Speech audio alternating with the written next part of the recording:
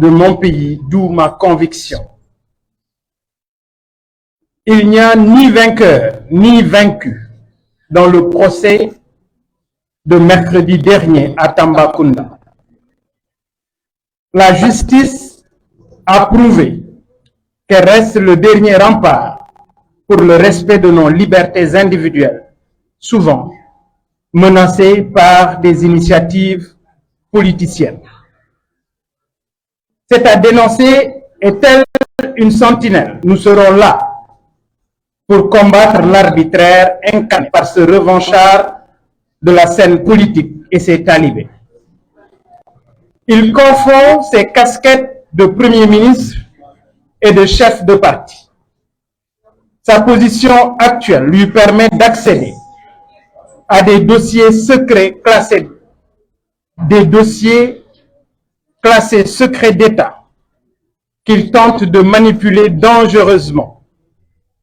Il en fut ainsi à Bakel, sur une route nationale sans jalonnement, comme nous avons l'habitude de le constater à l'occasion de chaque sortie du chef de l'État. Son ministre de l'Intérieur, Jean-Baptiste Tine, le patron de la gendarmerie, le général Martin Faye, et le procureur de Tamba, Aliou Dia, ont déployé toutes leurs énergies sur instruction de leur chef, pour appliquer une décision politique illégale en violation de la Constitution contre ma personne.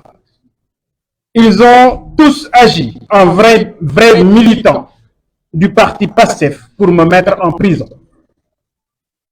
Le communiqué sanctionnant mon arrestation est truffé de contre-vérités. Et toutes les vidéos le prouvent. Je n'exclus pas d'ailleurs, avec mes avocats, de porter plainte contre la gendarmerie nationale.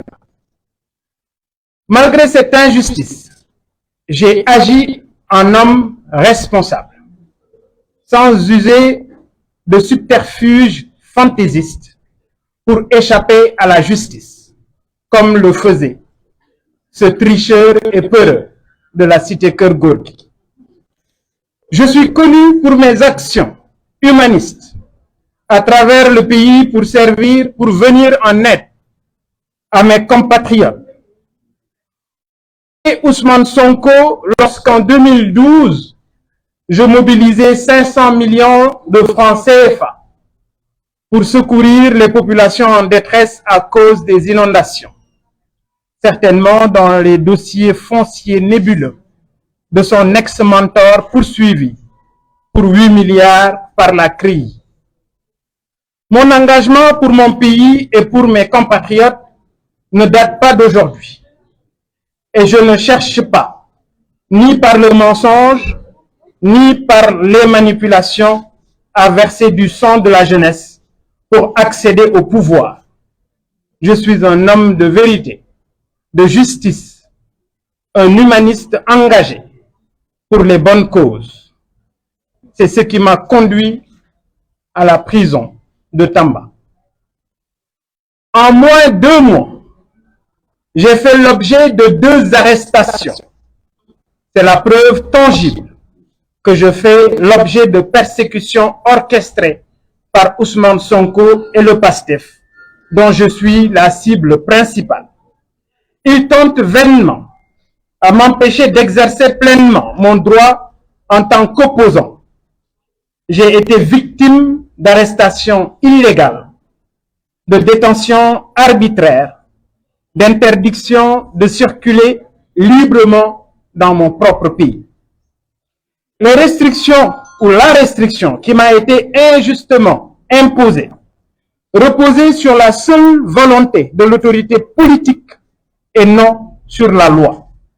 Cet acte politique était disproportionnel par rapport à la nature humanitaire de la mission de la délégation de la coalition Sàmm Sa Kàddu, qui consistait à secourir près de 60 000 citoyens sénégalais sinistrés dans le département de Bakel et abandonnés à leur sort. Le président de la République n'est jamais passé par cette route nationale. Et c'est gênant de voir l'institution et la gendarmerie nationale jouer un rôle politique au service de PASTEF et contre la délégation de l'opposition, jusqu'à m'envoyer en prison. Par conséquent, j'ai instruit mes avocats de travailler en vue de saisir le Comité des droits de l'homme des Nations Unies, car les Sénégalais ne peuvent plus continuer à vivre sous le régime de la privation des libertés et de la violation des droits humains.